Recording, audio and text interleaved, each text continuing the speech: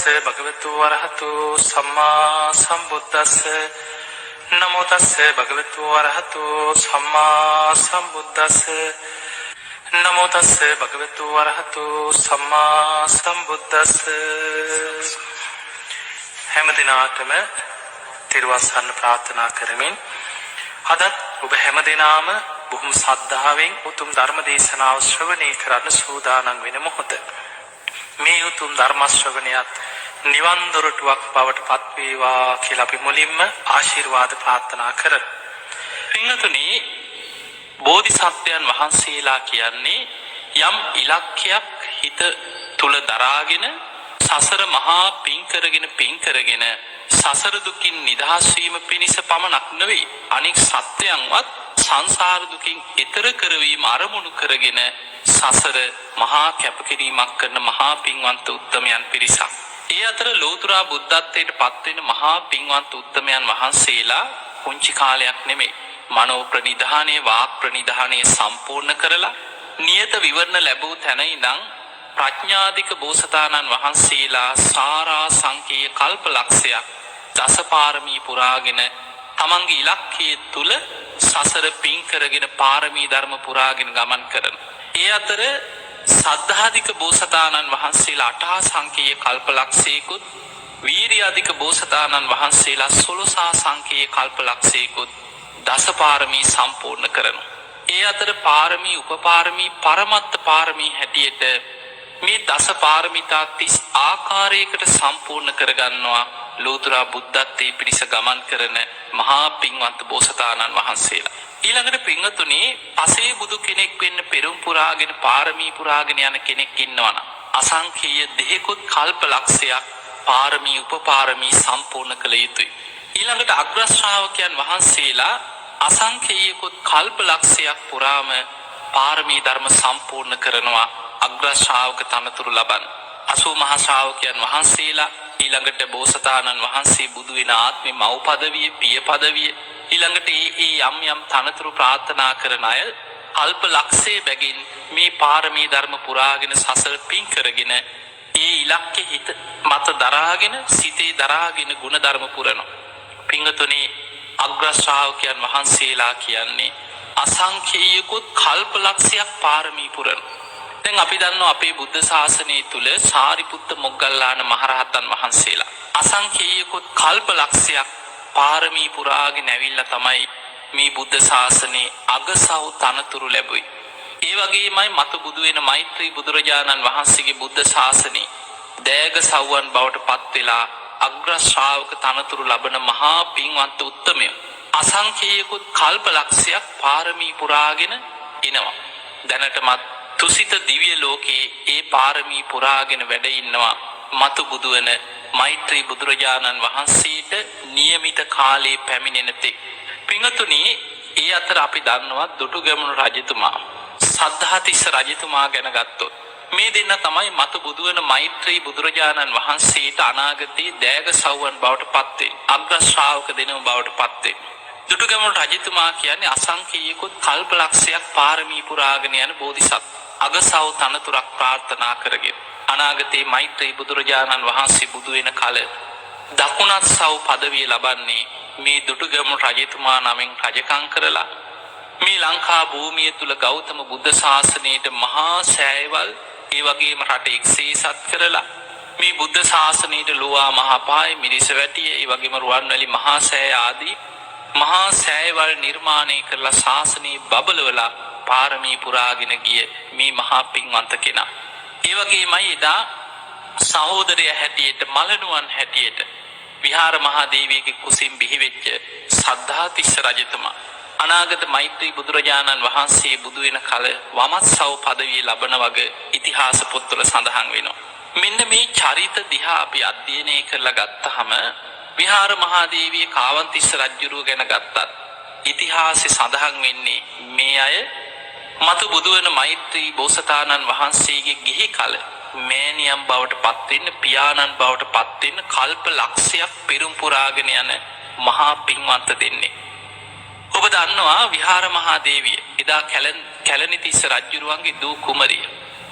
කැලණිතිස්ස රජුරුවන්ගේ යම් අධර්ම ක්‍රියාවක් නිසා එදා කැලණියේ වැඩ හිටිය උතුම් මහරහතන් වහන්සේ නමක් ගැන ඇතිවෙච්ච සැකයක් තුල මේ මහරහතන් වහන්සේට විශාල අපරාධයක් සිද්ධ කරා මේ කැලණි තිස්ස රජුරු.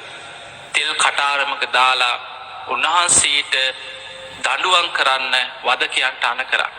උන්වහන්සේ නොකල වරදකට මේ රාජ දඬුවමකට ලක්ුණේ පෙර සසරේ කරපු අකුසල විපාකයක් මත. හැබැයි එදා මේ කුපිත වෙච්ච මේ රජුරු කිසිම හෙවිල්ලක් බැලිල්ලක් නැතුව තමන්ගේ දේවියත් එක්ක අනියම් සම්බන්ධයක් තියෙනවා කියලා ඇතිවෙච්ච සැකය තුල තමයි මේ වෙලාවේ මන කරේ මේ ශ්‍රමණයාව තෙල් හැලියක දාලා රත් කරලා උන්වහන්සේට දඬුවම් කරන්න කියලා. හැබැයි එදා උන්වහන්සේ පළඟක් බැඳගෙන මේ හැලිය මත තෙල් වල නොගෑවි සමාපත්තියෙන් වැඩ හිටියේ. කොච්චර කුපිත වුණාද කියන්නේ මේ රජුරෝ දැන් අර තෙල් හැලියට උණු තෙල් හැලියට දර දානවා ඉහිලා කිව්ව ස්වාමී මේ රජතුමනි කොච්චර දර දැම්මත් මේ ශ්‍රමණියා පිළිස්සෙන්නේ නැහැ කියලා තව දාපල්ලා කිව්වා. ඒකට බලන්න කොච්චර ද්වේෂයක් වෛරයක් මත නොමග ගියාද එදා කැලණි තිස්ස රජුරු. මේ හැලිය මතම සමාපත්තියෙන් වැඩ හිටිය මේ මහරහතන් වහන්සේ බැලුවා ඇයි මට මෙහෙම නොකල වරදකට දඬුවමක් ලැබෙන්නේ? මම පෙර කරපු සසර අකුසලයක්. උන්වහන්සේ දැක්කා පෙර සංසාරේ කරපු අකුසල විපාකයක් මේ කැරකිලා ඉන්නේ. ඒ නිසා එදා ඒ මතම පිරිනිවන් පාන්න තීරණය කරා. උන්වහන්සේගේ ආයුෂත් ගෙවිලා අවසాన. එදා ඒ මතම උන්වහන්සේ පිරිනිවන් පෑවා. එදා මේ රජුරු කුපිත වෙලා උන්වහන්සේ පිරිනිවන් පෑවට පස්සෙත් වදකයන්ට අණ කරා කෑලි කෑලි වලට කපලා අතපය කපලක් ශරීරේ කොටස් වෙන් කරලා මුහුදට විසි කරපල්ලා. එදා රජුරුවන්ගේ රාජාණන් මේ කැලණි තිස්ස මහරහතන් වහන්සේගේ මේ ශරීරේ පවා කොටස් වලට කපලා මුහුදට විසි කරා. මේ මහා පාපී ක්‍රියාවත් එක්ක සමුද්‍ර වාණිජ දේවතාවරු ඒ වගේම මේ දෙවියන්ගේ කෝපයක් ඇති වෙලා මුහුද ගොඩ ගලන්න පටන් ගත්තා. ගම්මාන 1200 ගාණක් යට වේගෙන ආවා කියන මුහුද රට ඇතුළට ගලාගෙන ආවා. එදා යොදුන් ගාණක් කැලණියේ ඉඳන් මුහුද දක්වා යොදුන් 7ක පමණ දුරක් තිබුණා කියලා. එයින් යොදුන් 5ක් විතර රට ඇතුළට මුහුද ගලාගෙන එනකොට මිනිස්සුන්ගේ ගම්බින් ගෙවල් දොරවල් යට වේගෙන මහ මුහුද මේ ස්වභාව ධර්මයේ කෝප වෙලා රට ඇතුළට මුහුද ගලනකොට එදා රජුරු බය වුණා කලබල වුණා. දැන් තමන් කරපු පාපී දුෂ්ට ක්‍රියාවත් එක්ක තමන්ට කරගන්න දෙයක් නැහැ. හැබැයි රජතුමාගේ අනාවැකි කියන අය ශිවරු එදා හිටපු අනාගතය ගැන කියන අය ඔවුන් කියා හිටිය රජතුමනි දේව කෝපයක්. මේක දේව සාපයක් වගේ. රජතුමාට මේකෙන් බේරෙන්න එකම එක දෙයයි තියෙන්නේ තමන්ගේ පවුලේ කෙනෙක් ඒ වෙනකොට හිටියේ තමන්ගේ දූ කුමරිය පවුලේ කෙනෙක් මේ මහා සාගරයට බිලි කරන්න මේ සාගරයට පරිත්‍යාගයක් කරලා රජුරවන්ට බේරෙන්න නම් කැපකිරීමක් කරන්න වෙනවා. රට බේරගන්න රටවැසියන් බේරගන්න මේ මහා සාගරේ කුපිත වෙලා තියෙන්නේ කියෝ දේව කෝපයක් කියෝ. එදා ඉදිතරව ඉදිරිපත් උනේ මේ මහා පින්වන්ත මේ කුමාරිකාව කල්ප ලක්ෂයක් පෙරම් පුරාගෙන යනවා මතු බුදු වෙන මෛත්‍රී බුදුරජාණන් වහන්සේගේ ගිහි කල මෑණියන් බවට පත් වෙන්න. මේ විදියට පෙරම් පුරාගෙන යන මේ මහා පින්වන්ත කෙනා එදා ඉදිරිපත් වුණා රජතුමනි මම ඉදිරිපත් වෙනවා. රජතුමනි මම මේ රටවැසියන් වෙනුවෙන් මේ මහා සාගරය වෙනුවෙන් මං ඉදිරිපත් වෙනවා කියලා ඉදිරිපත් වුණා. එහෙම ඉදිරිපත් වෙලා එදා ලස්සන්ට පුංචි බෝට්ටුවක් වගේ සරසලා මේකේ සටහනක් තිබ්බා කැලණි තිස්ස රජුරුවන්ගේ දූ කුමරියයි කියලා සටහන් කරලා කන්න බොන්න බඩු කෑම බීම ටිකකුත් මේ බෝට්ටුවට දාලා පා කරලා මුහුදට පා කරලා ඇරියා. බලන්න එදා කිසිම බියක් සැකක් නැතුව රට වෙනුවෙන් තමන්ගේ රටවැසියන් වෙනුවෙන් තමන්ගේ ජීවිතේ පරිත්‍යාග කරලා මුහුදට බිලි වෙන්න ඉදිරිපත් වෙච්ච ඊයේ වීර මාතාව තමයි එදා විහාර මහාදේවිය කියලා අපි හඳුන්වන්නේ. මේ විහාර මහාදේවිය ගිහිල්ලා එදා මේ බෝට්ටුව මේ මුහුදට බිලි වෙනවා සමගම මුහුදු රළ රට ඇතුළට වේගෙන් ආපු රළ ටික ආපහු පහ වෙලා ගියා කියනවා. එදා මේ කැලණි තිස්ස දූ කුමරිය කැලණි තිස්ස රජුරුවන්ගේ දූ කුමරිය වෙච්ච විහාර මහාදේවිය ගොඩ බහින්නේ මේ විදියට ගිය මේ බෝට්ටුව පා වෙලා යන්නේ එදා දකුණට. එදා රෝහණේ මේ ප්‍රදේශයට තමයි ගිහිල්ලා ගොඩ බහින්නේ. එදා මේ ප්‍රදේශයේ රජකම් කරන්නේ කාවන්තිස්ස රජුරු. එදා කාවන්තිස්ස රජුරුවන්ගේ මේ රාජකීය පිරිස දකිනවා මේ බෝට්ටුවක බොහොම ලස්සන දිව්‍යාංගනාවක් වගේ තරුණ කුමාරිකාවක් මේ බෝට්ටුවකින් මේ දකුණට රෝහණයට ගොඩ බැහැලා තියෙනවා. එතකොට එදා රජුරුවන්ට දැනුම් දුන්නාට පස්සේ ඇවිල්ලා බලනකොට මේකේ තියෙනවා සටහන් කළ කැලණිතිස්ස රජුරුවන්ගේ දූ කුමරිය මේ මොහොතට පරිත්‍යාගයක් හැටියට බිලි වුණා කියලා. එදා මේ සිදුවීමත් එක්ක තමයි එදා මේ රජුරුවන්ගේ අගබිසව බවට එදා මේ විහාර මහදේවිය කාවන්තිස්ස රජුරුවන්ගේ අගබිසව බවට පත් වෙන්නේ. මෙන්න මේ විදිහට තමයි මේ අයගේ එකතු වීම මොන ගැහිම එදා සිද්ධ වෙන්නේ. හැබැයි මේ අයට දරුවෝ හිටියේ නෑ. කාවන්තිස්ස රජුරුව බොහොම සද්ධාවන්ත රජ කෙනෙක්. බොහොම සද්ධාවන්තයි කියන්නේ අනාගත මෛත්‍රී බුදුරජාණන් වහන්සේ බුදු වෙන කල පිය පදවිය ප්‍රාර්ථනා කරගෙන කල්ප ලක්ෂයක් පෙරම් පුරාගෙන යන මහා බෝධිසත්වයෙක් හැටියට ඉතිහාසය හඳුන්වන්නේ. බොහොම සද්ධාවන්තයි ආරාම සෙනසුන් හදලා මහා දන් වැටවල් පවත්වනවා. භික්ෂුන් වහන්සේලාට නිතර රාජ්‍ය අනුග්‍රහයෙන් සිව්පසෙන් අප උපස්ථාන කරනවා. විහාර මහදේවියත් ඒකටම එකතු වෙලා පින් කරන්න දක්ෂ වුණා. මේ විදිහට පින් කරගෙන දෙන්න බොහෝම ආදරෙන් බොහොම සමගියෙන් රජකම් කරගෙන මේ රාජ්‍ය පවත්වගෙන යන අතරතුර ඒ ප්‍රදේශෙ තිබිච්ච දකුණේ විහාරයක් බවට පත්වෙච්ච එදා මේ ආරාම සෙනසුනකට දවසක් විහාර මහදේවිය දානි සකස් කරගෙන ගියා ස්වාමීන් වහන්සේලාට දානි පූජා කරන්න. මේ දානේ පූජා කරන්න යනකොට ඉන්න ආරාමේ ඉන්න සියලු ස්වාමීන් වහන්සේලාට දන් පෑන් පිළිගන්නලා විහාරස්ථානයේ නායක හාමුදුරන් වහන්සේට ගිහිලා වන්දනා කරපු වෙලාවේ උන්වහන්සේ දිවස්ලාභී 이르දි බල සම්පන්න මහරහතන් වහන්සේ නම. උන්වහන්සේ දිවසින් බැලුවා දේවිය ඔබ බොහොම දුකෙන් ඉන්නේ. ඔබ බොහොම හිත් වේදනාවෙන් ඉන්නේ. ඇයි දේවිය කියලා ඇහුවා. එතකොට කියනවා අනේ ස්වාමීනි පුත් කුමාරයෙක් නැති නිසා රජුරු බොහොම දුකෙන් ඉන්නේ. රජුරු රජකම් කරත් රජතුමාගේ හිතේ දුකක් තියෙනවා පුත් කුමාරයෙක් නැති නිසා. ඒ නිසා දරු සම්පතක් නැහැ. ඒ දුක තියෙනවා කියව රජකම් බාරගත්. එදා මේ මහරහතන් වහන්සේ බැලුවා මේ දේවියට දරු සම්පත් ලබන්න තරම් පුණ්‍ය මහිමයක් තියෙනවා.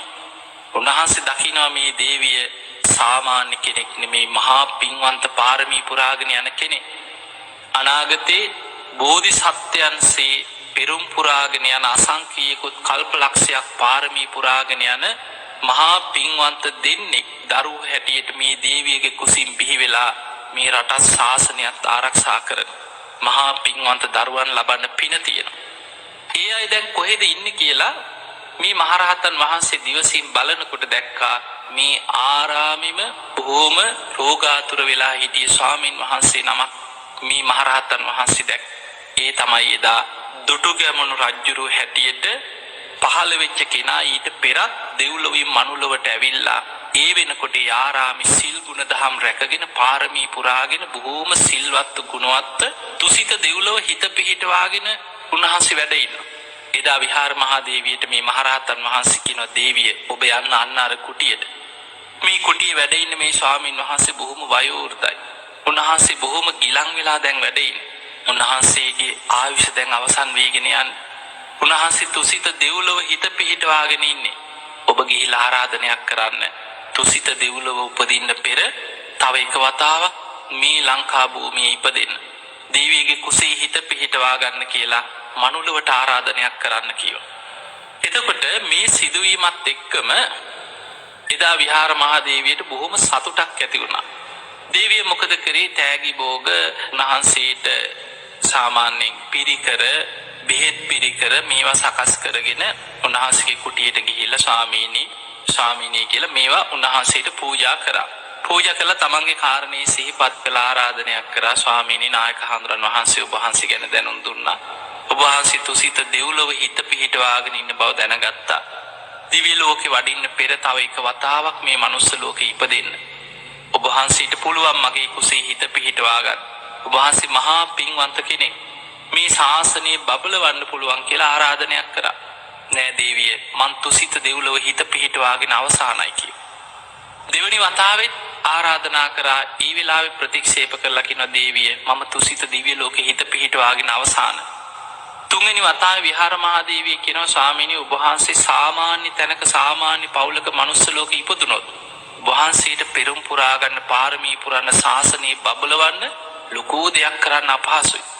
නමුත් ඔබ වහන්සේ රජකම් කරන රජ පවුලක ඉපදුනොත් රටත් ශාසනයත් බබලවලා විහෙර විහාර ඉදි කරලා බුද්ධ ශාසනය බබලවලා පාරමී පුරා ගන්න පහසුයි. ඒ ගැන හිතන්න කිව්වා. ඒ වෙලාවේ මේ ස්වාමීන් වහන්සේට හිතුණා මේ දේවිය කියන කතාවේ ඇත්තක් තියෙනවානේ. මම ධර්මිෂ්ඨව මට රජකම් කරන්න පුළුවන් රජ පවුලක ඉපදුනොත් විහෙර විහාර හදන්න පුළුවන් ශාසනය බබලවන්න පුළුවන් බුද්ධ ශාසනය දියුණු කරලා මට පාරමී පුරා ගන්න පහසුයි නේද කියන සිතුවිල්ල හිතට ඇති වුණා. ආරාධනෙ පිළි අරගෙන කිනෝ දේවිය ඔබ එහෙමනම් දැන් යන්න. ඔබේ ආරාධනෙ මම පිළිගත්තා කිව්වා. දේවිය බොහොම සතුටින් උන්වහන්සේට වන්දනා කරලා මාලිගාවට පිටත් වුණා. හැබැයි ටික දුරක් යනකොටම මේ ස්වාමීන් වහන්සේ අර කුටියෙම අපවත් වුණා. උන්වහන්සේ බොහොම රෝගාතුර වෙලා හිටියේ. ඒ වෙලාවෙම අපවත් වෙන මොහොතේම දේවියගේ කුසට අමුත්තක් දැනුණා. මාලිගාවට රථයෙන් යන ගමන් දේවිය කරත්තේ අරගෙන යන අයට කිව්වා ඉක්මනට හරවන්න ආපහු යන් කිව්වා. ඒ මොහොතේම දේවතාවරු දේවිය වාඩි වෙලා ගියේ කරත්තේ ඒ රෝදය ඒ පැත්තේ රෝදය පොළවේ හිර වෙන්න එරින්න සැලැස්සුවා කියනවා ලකුණක් වශයෙන්. දේවිය ආපහු හැරිලා ආරාමෙට ගිහින් බලනකොට උන්වහන්සේ අපවත් වෙලා. ඔන්න ඔය විදිහට තමයි දුටුගැමුණු කුමාරයාගේ කුස පිළිසිඳ ගැනීම විහාර මහා දේවියගේ කුස පිළිසිඳ ගැනීම ගැන ඉතිහාස පොත්වල අපි සඳහන් වෙලා තියෙනවා. එදා පින්වතුනි මේ විදිහට මේ කුසේ පිළිසිඳගත් මේ මහා පින්වන්ත කෙනා තමයි දුටුගැමුණු කුමාරයා හැටියට එදා ගැමුණු කුමාරයා හැටියට විහාර මහා දේවිය කුසින් ලෝකෙට බිහි වෙන්නේ. ඒ වගේමයි තමන්ගේ මලනුවන් හැටියට මේ සද්ධාතිස්ස කුමාරයාත් ලෝකෙට විහාර මහා දේවියගේ කුසින් දෙවනි දරුවෙක් හැටියට බිහි වෙනවා. මේ දෙන්නම කල්ප ලක්ෂයක් අසංඛේයිකුත් කල්ප ලක්ෂයක් පෙරම් පුරාගෙන යන මහා පින්වන්තයෝ දෙන්න. දැන් දුටුගැමුණු රජුරෝ ගැන ඔබට එකපාරට ඉරිහා බලනකොට ඔබ දුටුගැමුණු රජුරෝ ගැන අහලා තියෙන්නේ මේ රට යුද්ධයක් කරා රට එක්සේසත් කරා එලාරව පරාජයට පත් කරා විහෙර විහාර හැදුවා. එතකොට මේ වගේ තොරතුරු ටිකක් අපිට දුටුගැමුණු රජුරෝ ගැන අහන්න ලැබෙනවා.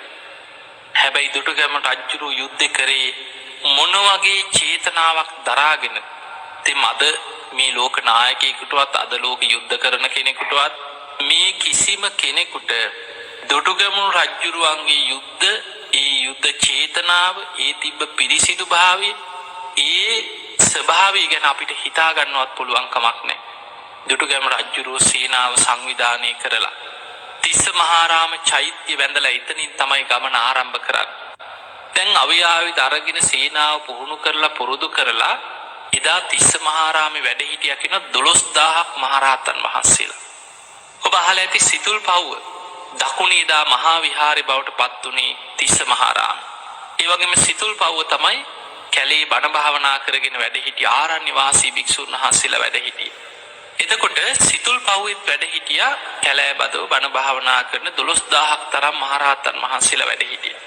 දුටුගැමුණු කුමාරයා සද්ධාතිස්ස කුමාරයාත් අධ්‍යාපනය ලබන්නේ තිස්ස මහාරාමේ වැඩ හිටිය මේ භික්ෂුන් වහන්සේලා තමයි මේ රාජ කුමාරවරු දෙන්නට ශිල්ප ශාස්ත්‍ර අධ්‍යාපනයේ ඒ රාජකීය මේ උගන්වීම් සියල්ල උගන්වලා මේ අයව ඥානවන්තයන් බවට පත් කළා. ශාසනය ගැන හිත පහදවලා අවශ්‍ය මට්ටමට ශිල්ප ශාස්ත්‍ර ගැන දැනුම ලබලා දෙන්න. එදා දුටුගැමුණු රජුරෝ සේනාවත් එක්ක ගිහිල්ලා තිස්ස මහාරාම මහා සෑය වන්දනා කරලා මහරහතන් වහන්සේලා ඉදිරියේ ආයුධ අතට අරගෙන සත්‍යක්‍රියාවක් කරා. ස්වාමීනි මම මේ යුද්ධයට යන්නේ හුදෙක් රජසැප පිණිස නොවේ. බුද්ධ ශාසනයේ චිරස්ථිතිය උදෙසාමයි. මේක සත්‍යක්මයි. ඔබ වහන්සේලා මගේ හිත දකින්න ඇත. මම මේ රජසැප පිණිස රට විශාල කරගන්නවත් භූමිය විශාල කරගන්නවත් මේ භූමි තණ්හාවකින් රජසැප පිණිස සතුරෙක් පරාජයට පත් කරලා භූමියක් අල්ලගන්න යන ගමනක් නෙමෙයි. මම ශාසනය වෙනුවෙන් යන ගමනක්. ඔබ වහන්සේලා මගේ පිරිසිදු භාවයේ දකිනවා නම් මාත් එක්ක මේ ගමනේ පෙර ගමන් යන්න පිරිසක් වඩින්න කියලා දුටුගැමුණු රජුරෝ මහරහතන් වහන්සේලා ඉදිරියේ වන්දනා කරලා සිහිපත් කරා. එදා මේ 12000ක් මහරහතන් වහන්සේලා අතරින් 500ක් මහරහතන් වහන්සේලා ඉදිරිපත් වුණා. රජතුමායි පෙර ගමන් යන්න මේ යන ගමනට. එතරදී දැන් බලන්න දුටුගැමුණු රජුරු මේ යන්නේ යුද්ධයකට. සේනාවක් එක්ක යන්නේ. හැබැයි මේ යන ගමනට පෙර ගමන් යන්න ඉදිරිපත් උනේ මහරහතන් වහන්සේලා 500ක්. එතකොට පින්වතුනි එදා දුටුගැමුණු රජුරු එක්ක 500ක් මහරහතන් වහන්සේලා මේ ගමනේ පෙර ගමන් යන්න ඉදිරිපත් වුණා. හැබැයි දැන් දුටුගැමුණු රජුරු යන්නේ මේ යුද්ධයකට. හැබැයි මේ යුද්ධයකට ගියත් රජුරුවන්ගේ චේතනාව තියෙන්නේ බුද්ධ ශාසනය වෙනුවෙන් මේ රට එක්සේසත් කරන්න යන ගමන. රජුරුව නළලි ජටාවේ බැඳගත්තේ බුද්ධෝ තිලෝක සරණෝ බුද්ධෝ සූර්යෝ තමෝනුදෝ ඒවත්තං සරණං කේමං බුද්ධෝ මේ සරණං වර ගච්ඡාමි සරණං බුද්ධං නත්ති මහියම් බයං සද. අන රජුරුවන්ගේ එකම අදිෂ්ඨානෙ රත්තරන් පත්තිරුවක ලියලා නළලි බැඳගත්තා. ධම්මෝ තිලෝක සරණෝ ධම්මෝ සූර්යෝ තමෝනුදෝ ඒවත්තං සරණං කේමං ධම්මෝ මේ සරණං වර ගච්ඡාමි සරණං ධම්මං නත්ති මහියම් බයං සද. ඒ වගේමයි සංඝෝ තිලෝක සරණෝ සංඝෝ සූර්යෝ තමෝනුදෝ ඒවත්තං සරණං කේමං සංඝෝ මේ සරණං වරං ගච්ඡාමි සරණං සංඝං නත්ති මහියම් බයං සද. මේ විදිහට බුද්ධ ධම්ම සංඝ කියන තුනුරුවන් ගැන තියෙන ගාථා රත්න තුන නළලි ජටාවේ රත්තරන් පත්තිරුවක ලියලා නළලි බැඳගත්තා. යුද පෙරමුණේ ඉදිරියෙන්ම අරගෙන ගියේ අවියායුධ ටික නෙමෙයි.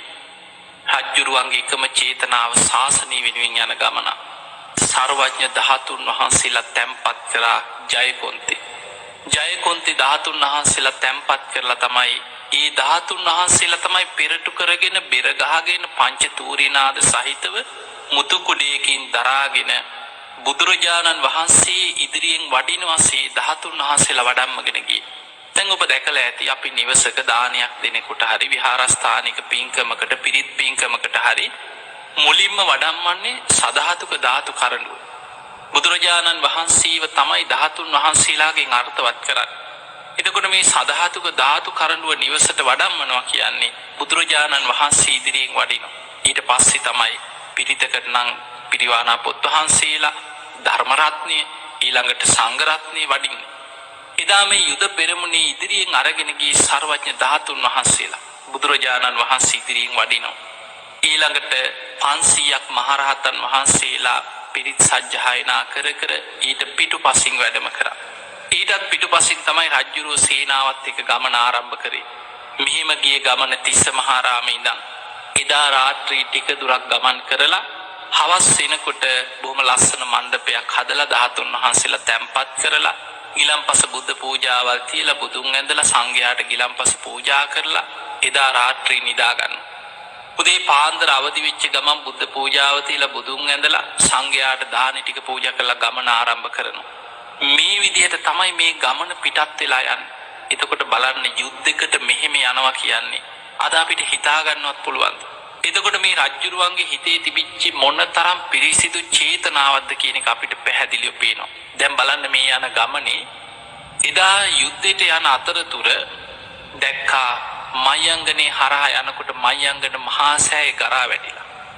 එදා අපේ බුදුරජාණන් වහන්සේ බුද්ධත්වයෙන් 9 වෙනි මාසේ තමයි ලංකාවට වැඩම කරලා යක්ෂයන් පළවා හැරලා එදා සබර්ගමෝ පාලනය කරපු පාලක රජුරු බණහල සෝවාන් ඵලයටපත් වුණා. සුමන සමන් දෙවියන් කේශ ධාතු මිටක් ලබා දුන්නා. ඒ කේශ ධාතුන් වහන්සේලා තැන්පත් කළා ඉදි කරපු චෛත්‍ය තමයි මයංගන චෛත්‍ය රාජානන් වහන්සේ. ඒ වගේමයි බුදුරජාණන් වහන්සේ පිරිනිවන් පෑවට පස්සේ උන්වහන්සේගේ ග්‍රීවා ධාතුන් වහන්සේ සරබු මහරහතන් වහන්සේ අහසින් අරගෙන ඇවිල්ලා මයංගන මහා සෑය ධාතු ගර්භය තුල පිහිටෙවුවා කියලා ඉතිහාසෙ තියෙනවා. මේ මහා සෑය කරා වැටිලා. හැබැයි යුද්ධයට යන්න මේ හරහා යන්න ගිය රජුරෝ ගමන ටිකක් නවත්තලා පිරිසත් සේනාවත් එකතු කරගෙන මයංගන චෛත්‍ය ප්‍රතිසංස්කරණය කළා. චෛත්‍ය තවත් විශාල කරලා හදනවා. ඒ අතර තමයි බුලතා කියන යෝධයා එදා වැව සකස් කරන්නේ. එතකොට අපිට පේනවා මේ විදිහට රජ්ජුරුව යන ගමන තුල යම් ප්‍රදේශයක් කරා යනවන්ද ඒ ප්‍රදේශේ විහෙර විහාර ප්‍රතිසංස්කරණය කරගෙන වැව් සකස් කරගෙන රටට මහා භාග්‍යයක් කරගෙන තමයි මේ යුද්ධයට යන ගමන පවා මේ බෝධිසත්වයන් වහන්සේ මේ ගමන ආරම්භ කරන්නේ. එතකොට අපිට පේනවා මේ යුද පෙරමුණේ ගිහිල්ලා එදා මේ රට එක්සේසත් කරගත්ත දුටුගැමුණු රජුරු දැන් බලන්න ඊළාර මේ රට අවුරුදු 40 ගාණක් පාලනය කරපු මේ සොලී පාලකෙක් හැටියට ඉතිහාසය සඳහන් වෙනවා. හැබැයි ඉලාර පරාජයට පත් කරලා මේ රට එක්සේසත් කරපු දුටුගැමුණු රජුරෝ කවදාවත් ඉලාරගෙන් පරම්පරාවෙන් මුළු සියලු සොලීන්ගෙන් පලිගන්න කල්පනා කරේ නැහැ. ඉලාර වෙනුවෙන් මහා සෑයක් ඉදි කෙරෙව්වා. ඉලාර රජුරෝ වෙනුවෙන් චෛත්‍යයක් ඉදි කරා. ඒ විතරක් නෙමේ දුටුගැමුණු රජුරෝ අනකරා කිසිම කෙනෙක් මේ ඉලාරගේ සෝන සෑයක් හැටියට ඉදි කරපු මේ තැන මෙතනින් නට නටා යන්න එපා. බෙර ගගහ යන්න එපා. තොප්පි දාගෙන මෙතන ඒ විදිහට අගෞරව වෙන විදිහට හැසිරෙන්න එපා.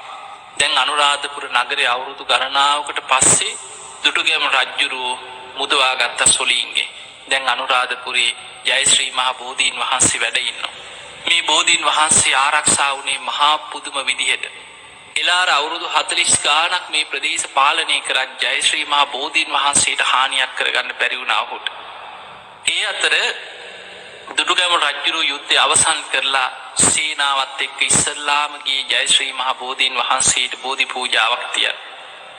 මේ යන ගමනේ බෝධීන් වහන්සේට පුද පූජාවන් කරලා ජයශ්‍රී මහ බෝධීන් වහන්සේට බෝධි පූජා තියලා වන්දනා කරලා බුදුන් ඇඳලා එන අතරතුර තමයි අමාත්‍යවරේ මහමෙවුනා උයනේ නිදහසේ ඇවිදගෙන මේ උයන් සිරි නරඹගෙන එනකොට තමයි දකින්නේ එදා සෙල්ටැඹ. එදා මිහිඳු මහරහතන් වහන්සේ දේවානම්පියතිස්ස රජුරවන්ට අනාගතේ නුඹේ මොනුපුරෙක් හැටියට පහළ වෙන දුටුගැමුණු නම් රජ කෙනෙක් මේ රට එක්සේසත් කරලා මේ භූමියේ මහා සෑයක් කරවනවා කියලා මේ කියපු අනාගත වාක්‍ය සඳහන් කරපු සෙල්ටැඹ දකින්න.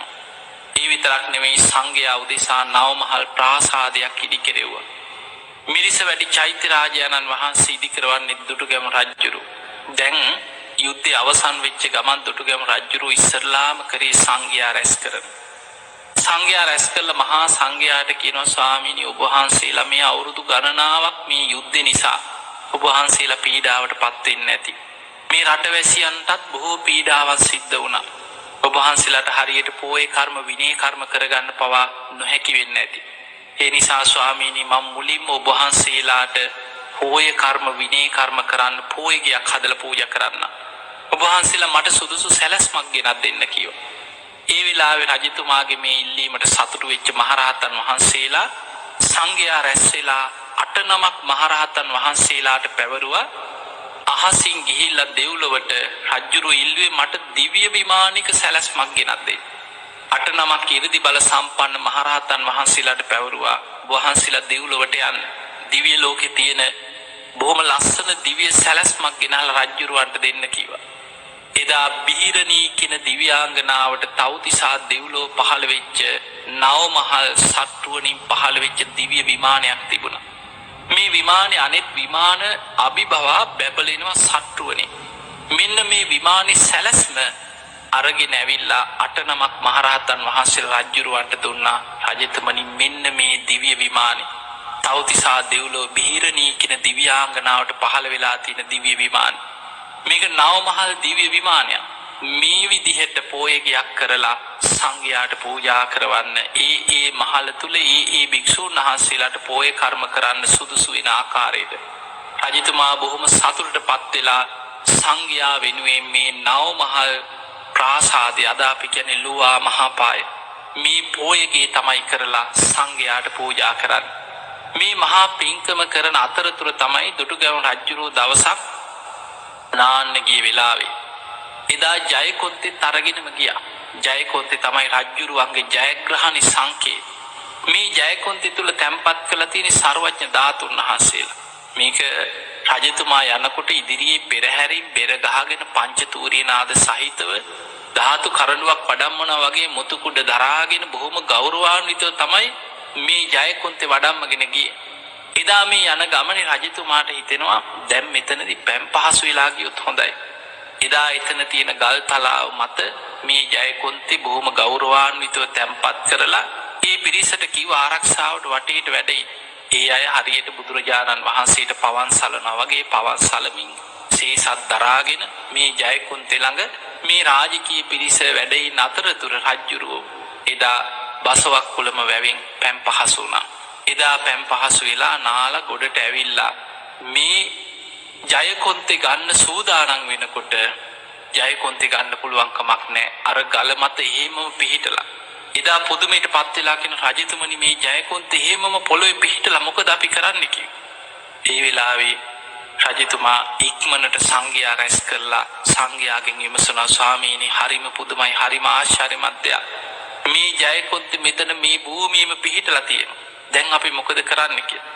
එදා වැඩ සිටි 이르දි බල සම්පන්න මහරහතන් වහන්සේලා කියන රජතුමනි ওই ජයකොන්තේ පිහිටලා තියෙන තැන අපේ බුදුරජාණන් වහන්සේ තුන්වෙනි වතාවේ ලංකාවට වැඩම කරපු ගමනේ 500ක් මහරහතන් වහන්සේලා සමග මෙතන සමාපත්තියෙන් වැඩ සිටිය තැන.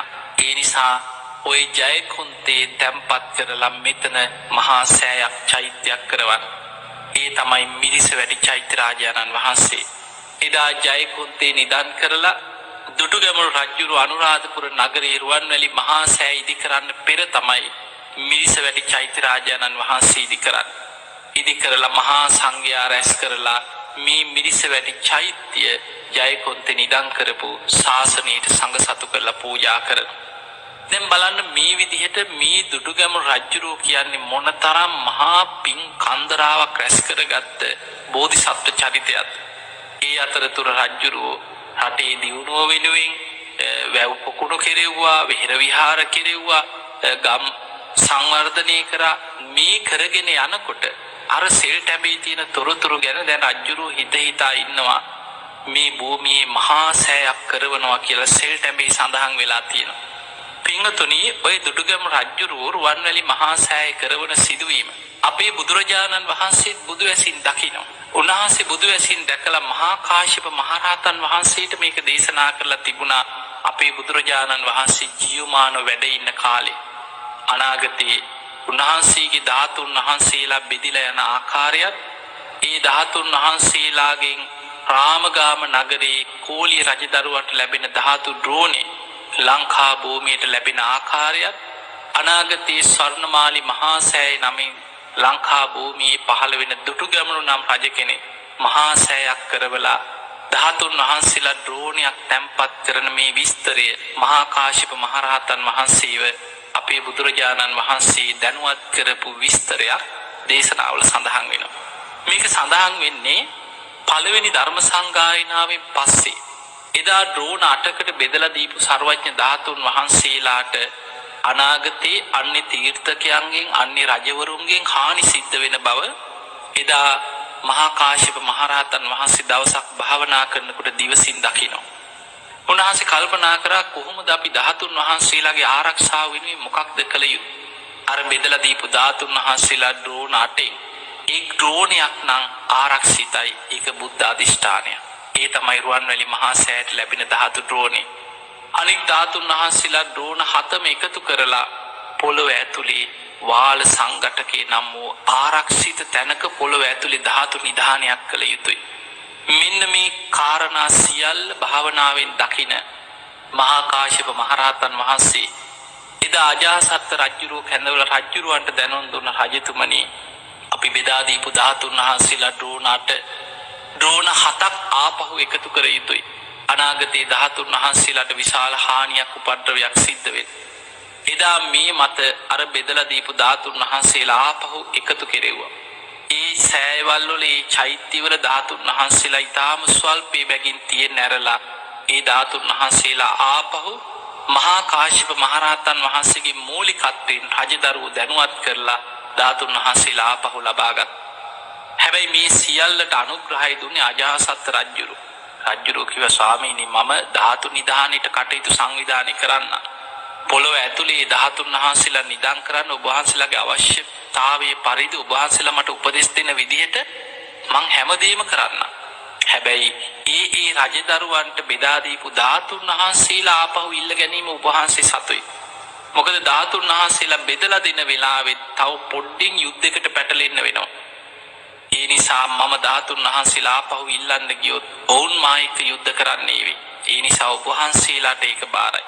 ආරක්ෂා කරන කටයුතු තුල ගොඩනැගිලි ඉදිකිරීම, පොළොව ඇතුලේ ආරක්ෂා කරවීම, ඒ ආරක්ෂිත වැඩපිළිවෙල ඒව මං කරන්නම් කියනවා. ඔය විදිහට අර බෙදලා දීපු ධාතුන් වහන්සේලා ඩ්‍රෝන 8න් ඩ්‍රෝන 7ක් එකතු කරා. එකතු කරලා රජගහ නුවර විශාල ගල් පර්වතයක් පිහිටි භූමියේ පර්වතයේ උන්වහන්සේලා 이르දියෙන් එතනින් අතුරුදහන් කරලා එතන තමයි කියන පොළොව ඇතුළට හාරලා වටේට බැඳලා පොළොව ඇතුලේ චෛත්‍යයක් හැටියට සකස් කරනවා.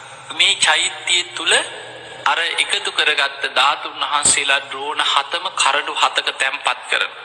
එතනදී අජාසත් රජුරු අහනවා මහා කාශ්‍යප මහරහතන් වහන්සේගෙන් ස්වාමීනි බුදුරජාණන් වහන්සේගේ ධාතුන් වහන්සේලා ඩ්‍රෝන 8ක්නේ. ඇයි අපි ඩ්‍රෝන 7ක් විතරක් ආරක්ෂා කරන්නේ? කෝ රාමගාම නගරේ කෝලිය රජදරුවන්ට ලබා දීපු ධාතුන් වහන්සේලා ඩ්‍රෝනේ කියලා. අන්න එතනදී මහා කාශ්‍යප මහරහතන් වහන්සේ දේශනා කරනවා රජතුමනි මේ ධාතුන් වහන්සේලා ඩ්‍රෝනේ අපි අමුතුවෙන් ආරක්ෂා කළ යුතු නෑ. බුද්ධ අධිෂ්ඨානයක් මත ওই ධාතුන් වහන්සේලා ඩ්‍රෝනියම තව ටික කාලෙකින් නාග ලෝකෙට යනවා කියෝ. මොකද ඒ වෙනකොට ගංගානම් ගඟ අසල චෛත්‍යයක් හදලා රාමගාම නගරේ කෝලිය රජදරුවෝ මේ මහා සෑයට ධාතුන් වහන්සේලා තැන්පත් කළ වන්දනා කරනවා. විශාල ගම් වතුරක් එක්ක චෛත්‍ය කඩාගෙන ගඟට වැටිලා කරඬුව ගඟ දිගේ පාවෙලා බුද්ධ රශ්මි විහිදෝමින් මහා සාගරයට යනවා. සාගරයේ මත ගිලෙන්නේ නැතුව බුද්ධ රශ්මි විහිදෙමින් පාවෙන මේ කරඬුව දකින්න නාග ලෝකේ නාගයන් කරඬුව නාග ලෝකෙට අරගෙන යනවා. නාග ලෝකයේදී අවුරුදු ගණනාවක් නා රජවරු ධාතු මන්දිර මවාගෙන මේ ධාතුන් වහන්සේලාට පුද පූජා කරනවා. රජතුමනි ඔය නාග ලෝකෙට අරගෙන ගිය ධාතු කරඬුව අනාගතේ ලංකා භූමියේ දුටුගැමුණු නම් මහා පින්වන්ත බෝධිසත්ව රජ කෙනෙක් පහළ වෙලා මහා සෑයක් කරවලා නාග ලෝකෙන් ওই ධාතුන් වහන්සේලා අරගෙන ඇවිල්ලා මේ මහා සෑය තැන්පත් කරනවා. ඒක බුද්ධ අධිෂ්ඨානයක්. බුදුරජාණන් වහන්සේ මේ කාරණේ බුදු වැසින් දැකලා දේශනා කළා තියෙනවා.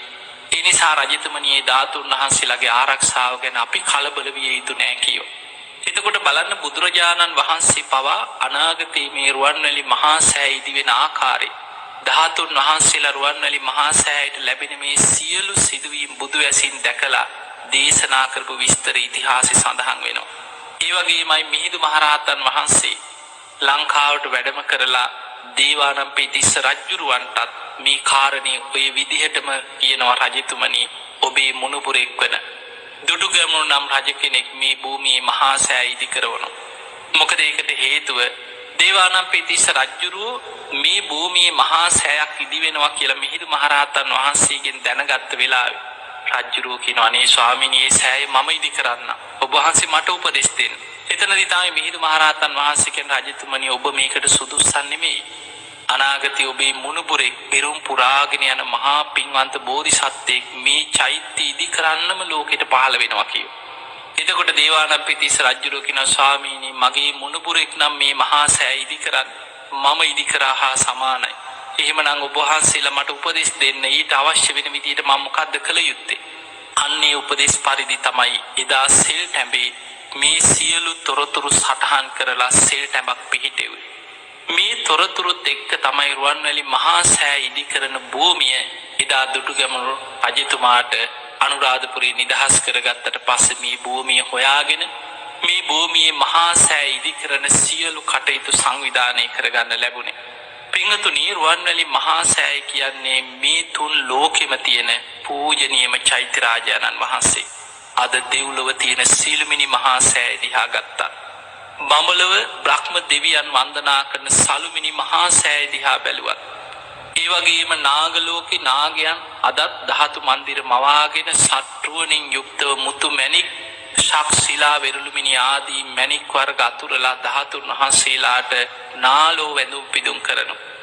මේ මනුලව දඹදිව තියෙන සිද්ධාස්ථාන දිහා බැලුවත් මේ ලංකා භූමියේම තියෙන සෑම චෛත්‍යයක් දිහා බලාගෙන ගියත් මේ දසදහසක් ලෝක ධාතුව දිහා බැලුවත් වැඩිපුරම සර්වඥ ධාතුන් වහන්සේලා ප්‍රමාණයක් වැඩ ඉන්න මේ තුන් ලෝකෙම තියෙන පූජනීයම චෛත්‍ය රාජානන් වහන්සේ තමයි රුවන්වැලි මහා සෑය. ඒ වගේම රුවන්වැලි මහා සෑය කියන්නේ අවුරුදු 5000ක් යනතෙක් දෙව් මිනිසුන්ගේ වන්දනා ලැබමින් ධාතු පරිනිර්වාණය වන තෙක් කිසිම ස්වභාවික විපතකටවත් හානියක් කරන්න බැරි වෙන ආකාරයට ආරක්ෂා වෙලා පවතින මහා සෑයක්.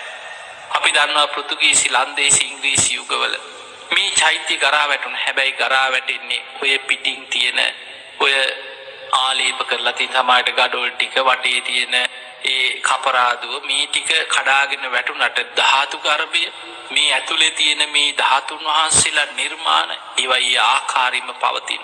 මහරහතන් වහන්සේලාගේ අදිෂ්ඨානයේ මත අවුරුදු 5000ක් පවතින ආකාරයට අදිෂ්ඨාන කරලා තුන් මහල් පේශා වලල්ල පමණක් 9 වතාවක් පොළවට ගිලා බැස්සෙව්වා. ඔය පේශා වලලු 3 වගේ 9 වතාවක් ඇතුළට ගිලා බහැපු පේශා වලලු තුනේ ඒවා 9ක් ගඩොල් 90 කෝටියක අත්තිවාරමක් මත තමයි මේ මහා සෑය ඉදි වෙලා තියෙන්නේ. ඒ පේශා වලලු 3 බැගින් 이르දි බල සම්පන්න රහතන් වහන්සේලා 9 වතාවක් පොළවට මේ මහා චෛත්‍ය ඉදි කරන මේ භූමිය ගිලා බස්වන්නේ අනාගතයේ ස්වභාවික විපතකින් භූමි කම්පාවකින් කිසිම හේතුවකින් මේ මහා සෑයට හානියක් උපද්‍රවයක් ඇති නොවේ. ඒ නිසා මේ තුන් ලෝකීම ගත්තාම අදටත් තුනුරුවන්ගේ බුද්ධ ශක්තිය ධර්මයේ තියෙන ශක්තිය ඒ වගේම මහරහතන් වහන්සේලාගේ ශක්තිය මේ තුනුරුවන්ගේ බලය පැත්තෙන් ගත්තොත් තුනුරුවන්ගේ ශක්තිය පැත්තෙන් ගත්තොත් රුවන්වැලි මහා සෑය තරම් බල සම්පන්න තැන රුවන්වැලි මහා සෑය තරම් පූජනීය තැන ඒ තරම් දෙව් බමුණුගේ වන්දනා ලබන චෛත්‍යයක් මේ තුන් ලෝකෙම අපිට දකින්න පුළුවන් කමක් නැහැ. ඔබ අහලා ඇති අතීතයේ මේ අනුරාධපුරේ රජකම් කරපු බහතිකාබේ රජුරු. මේ බහතිකාබේ රජුරු තමන්ගේ රටවැසියන්ට අමාත්‍යවරු පත් කරලා රටේ ඒ පළාත් වෙන වෙනම මල් වවන්න කාලයක් යොමු කරා. රුවන්වැලි මහා සෑයම මලින් පුදන්න රජුරු තීරණය කරලා. එදා මේ බහතිකාබේ රජුරු රටේ එක ප්‍රදේශයක් අමාත්‍යවරුන්ට පැවරුවා ඉද්ද වවන්න. තවත් රටේ එක ප්‍රදේශයක් දෑ සමන් මවන්න කිව්වා. ඊළඟට සමන් පිච්ච ඔය විදිහට ලංකාව පුරාම සුවඳ මල් වර්ග රජතුමාගේ රාජ්‍ය අනුග්‍රහයෙන් අමාත්‍යවරු යොදවලා වගා කෙරුවා. අද අපි අස්වැන්න නෙලනවා වගේ එදා රට පුරා මිනිස්සු යොදවලා ඒ පළාත්වල මල් වගා කරලා මේ සියලුම මල් වර්ග එකතු කර එකම දිනයක රටේම මිනිස්සු එකතු කරලා මල් කරත්ත වලින් අරගෙන ඇවිල්ලා රුවන්වැලි මහා සෑය මල් ඔටුන්නක් වගේ මල් වලින් සැරසුවා කියලා ඉතිහාස සඳහන් වෙනවා. එතකොට අපිට පේනවා අතීත රජවරු මේ මහා සෑය මලින් පුදලා තියෙන මේ ආකාරයෙන් මේ දුටුගැමුණු රජුරු අදත් දුටුගැමුණු දෙවියන් නමින් දෙව්ලෝ වැඩ ඉන්නවා. දුටුගැමුණු රජුරුවන්ගේ අවසන් සුසුම් පොද හෙලන්නේ මේ රුවන්වැලි මහා සෑය සලපතල මළුයි. එදා මේ මහා සෑය දෙස බලාගෙන බුදුගුණ සිහි කර මේ මහා බෝධිසත්වයන් වහන්සේ මහා සෑය දෙස බලාගෙන වන්දනා කරද්දී ලක්ෂ ගණන් රහතන් වහන්සේලා අහසින් මහා සෑය මළුවට එකතු වුණා. රජුරු කරපු පින්කම් සියල්ල පින්පොත බලාගෙන අමාත්‍යවරයෙක් සිහි කරන අතරතුර රුවන්වැලි මහා සෑයට ඉහළ අහස සම්පූර්ණයෙන්ම දෙවියන්ගෙන් වැහිලා ගියා. දිව්‍ය රථ 6ක් අහසේ ඉඳන් රජුරවන්ට ඒ දිව්‍ය රථ වලට අඬ ගහනවා. රජතුමා ඉන්න අපේ දිව්‍ය ලෝකෙට. නෑ රජුරු ඉන්න අපේ දෙව්ලොවට. නෑ රජුරු ඉන්න අපේ දිව්‍ය ලෝකෙට කියලා රජතුමාව දෙව්ලොවට අරගෙන යන්න රුවන්වැලි මහා සෑය මළුව දෙවියන්ගෙන් පිරීලා ගියා කියන. එදා පිරිත් අහලා අවසන් වෙච්ච දුටුගැමුණු රජුරෝ එතන වැඩ සිටියේ මහරහතන් වහන්සේලා අතරින් තේර පුත්තාබේ මහරහතන් වහන්සේගෙන් විමසුවා ස්වාමීනි මෛත්‍රී බෝසතාණන් වහන්සේ වැඩ ඉන්නේ මොන දෙව්ලොවද? මේ දිව්‍ය ලෝක 6ෙම දෙවියන් මට අඬ ගහනවා. එතකොට උන්වහන්සේ කියනවා තුසිත දෙව්ලොවයි. එහෙමනම් මමත් තුසිත දෙව්ලොවම හිත පිහිටවනවා කියලා නින්දෙන් පිබිදියා වගේ මහා සෑය මළුවේම අවසන් හුස්ම හෙළලා තුසිත දිව්‍ය ලෝකෙන් ආපු දිව්‍ය රථේ පහළ වුණා කියනවා. අදටත් දුටුගැමුණු දෙවියන් තුසිත දෙව්ලොව දෙවියන් පිරිවරාගෙන වැඩ ඉන්නවා.